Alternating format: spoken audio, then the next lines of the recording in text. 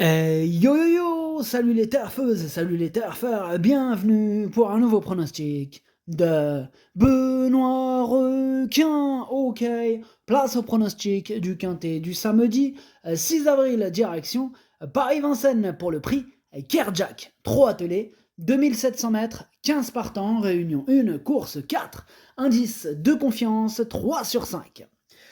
Cette vidéo, je la tourne avant l'arrivée du quintet de ce vendredi et je reviendrai dessus demain. Ok, c'est parti, on commence le pronostic et on commence avec le numéro 1, Fashion Touch. Et on n'aura pas les commentaires de l'entraîneur, c'est Pierre-Louis Dessonnette qui est parti pêcher avec son pote Julien Dubois. Amusez-vous bien. Alors, ce numéro 1, du coup, je ne l'ai pas retenu, j'en ai tout simplement préféré d'autres. Pareil pour le numéro 2, on n'aura pas les commentaires de l'entraîneur, c'est Julien Dubois, toujours au même endroit avec son pote, amusez-vous bien. Bref, ce numéro 2, lui, par contre, c'est un regret. C'est mon deuxième cheval de complément en cas de non partant, donc attention tout de même. On enchaîne avec le numéro 3, Éveil du Châtelet, et on écoute Jean-Michel Bazir. Éveil du Châtelet, il est absent depuis la fin du printemps 2023, donc c'est une rentrée. Il va avoir besoin de plusieurs parcours avant d'être compétitif. Ici, il faut l'éliminer.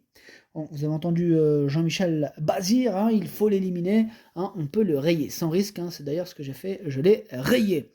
On passe au numéro 4, Hadès de Vandel, et on écoute Paul Agourt. Hadès de Vandel n'a pas couru cet hiver volontairement. Pour sa rentrée à Volvega, il a gagné de bonne manière. Ici, l'opposition est tout autre. J'envisage le Paralympia Travette avec lui prochainement. Cela passe par une belle sortie ici. Cette course lui sera nécessaire. À un tel niveau à Vincennes, ses chances sont limitées pour disputer l'arrivée.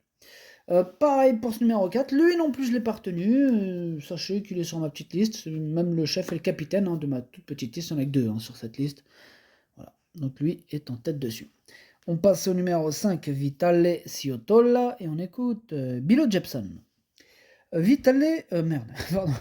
Bilo Jepson avait connu des problèmes de pied cet hiver à la mer et se présentait ferré dernièrement dans le prix du plateau de Gravel. Il n'a pas convaincu.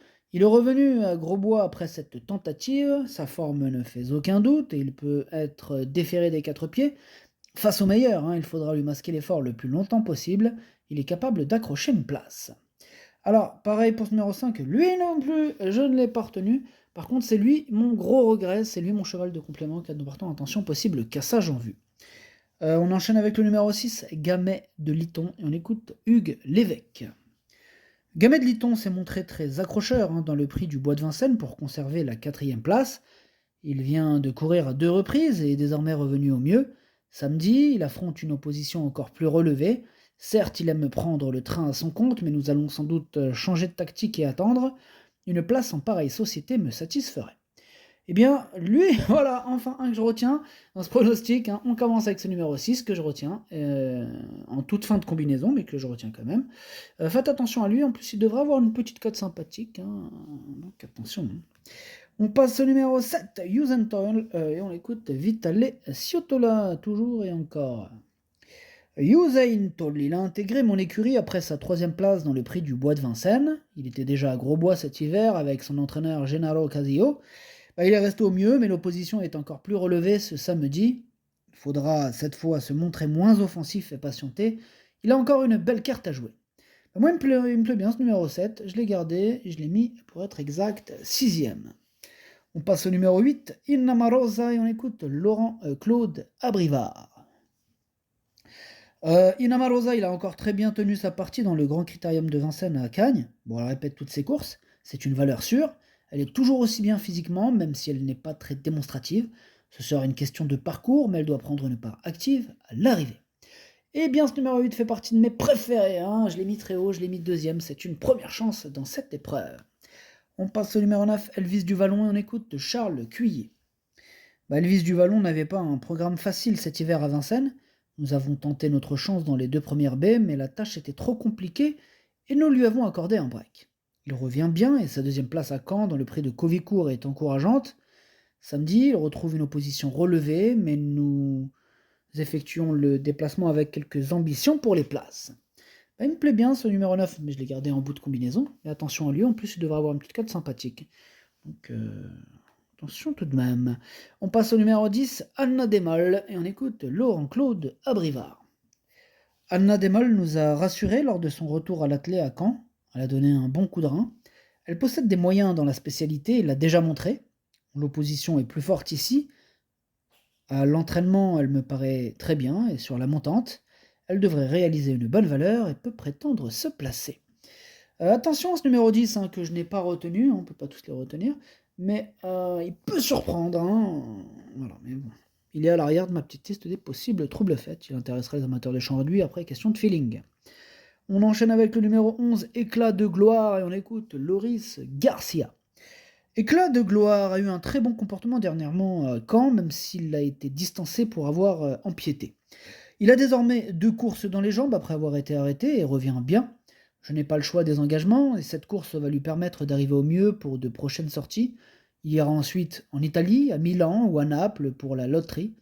Samedi, il n'aura pas la partie facile. Ouais, je pense aussi qu'il n'aura pas la partie facile et je ne l'ai pas retenu ce numéro 11. Maintenant, bon, question de feeling, affaire d'impression pour les amateurs de champ réduit ou les amateurs de cote. On passe au numéro 12, Hokkaido JL, et on écoute Jean-Luc Dersoir.